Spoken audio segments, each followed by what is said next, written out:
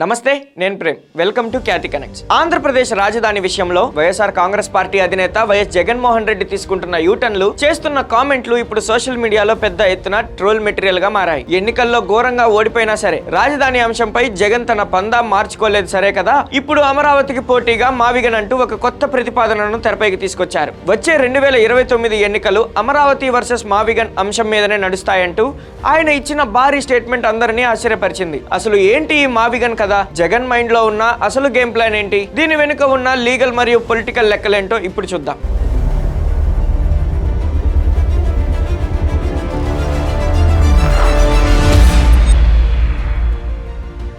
ఇక విషయానికి వస్తే మచిలీపట్నంలో మా, విజయవాడలో వి, గుంటూరులో గన్ అక్షరాలను కలిపి మావిగన్ అనే కొత్త రాజధాని ప్రాంతాన్ని అభివృద్ధి చేయాలని జగన్ ప్రతిపాదించారు.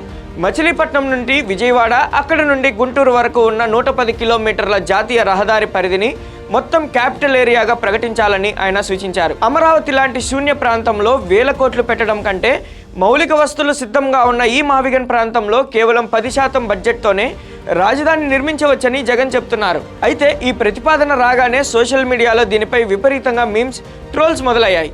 చివరకు వైఎస్ఆర్సీపీని గట్టిగా సమర్థించే వాళ్ళు కూడా ఈ పేరు, ఈ ప్రతిపాదన చూసి సైలెంట్ అయిపోయే పరిస్థితి వచ్చింది. రాజకీయాల్లో ఏ నాయకుడైనా తాము చేసిన నిర్ణయం బెడిసికొడితే దాన్ని సరిదిద్దుకునే ప్రయత్నం చేస్తారు.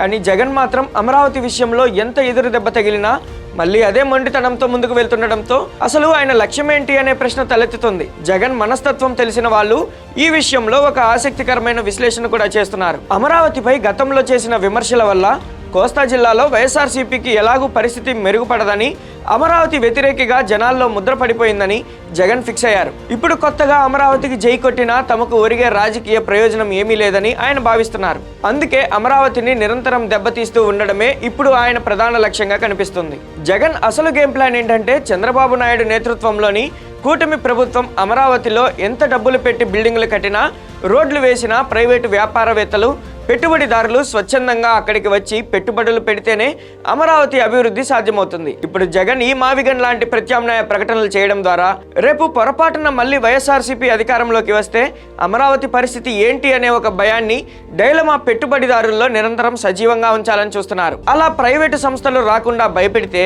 అమరావతి ఎదగకుండా ఆగిపోతుంది. తద్వారా చంద్రబాబు ఏరికోరి ఎంచుకున్న రాజధానిలో ఎక్కడ వేసిన గొంగడి అక్కడే ఉంది. ఇక్కడ పెడుతున్న వేల కోట్ల ప్రజాధనం అంతా బూడిదలో పోసిన పన్నీరే అని జనాలను నమ్మించడం జగన్ ఉద్దేశంగా కనిపిస్తోంది. బాటం లైన్ ఏంటంటే, కూటమి ప్రభుత్వం అనుకున్న లక్ష్యాన్ని సాధించకుండా అడ్డుపడడమే జగన్ పొలిటికల్ స్కెచ్. అయితే జగన్ ఆడుతున్న ఈ mind game Babu and Coke అర్థం కాకుండా ఉండదు. అందుకే జగన్ కు ఎలాంటి ఛాన్స్ ఇవ్వకుండా అమరావతిలో కేవలం నిర్మాణాలే కాకుండా వ్యాపార, ఆర్థిక కార్యకలాపాలను కూడా పెద్ద ఎత్తున పెంచి 2029 ఎన్నికల నాటికి అమరావతిని ఒక గ్రోత్ ఇంజన్లా చూపించి వైఎస్ఆర్సీపీని మరోసారి గట్టి దెబ్బ కొట్టాలని కూటమి ప్రభుత్వం ప్లాన్ చేస్తుంది. మరి జగన్ వేసిన ఈ మావిగన్ గేమ్ ప్లాన్ చంద్రబాబు స్పీడ్ను ఆపగలుగుతుందో లేదో చూడాలి.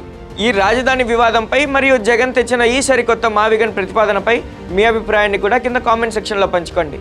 Thank you for watching Khyati connects.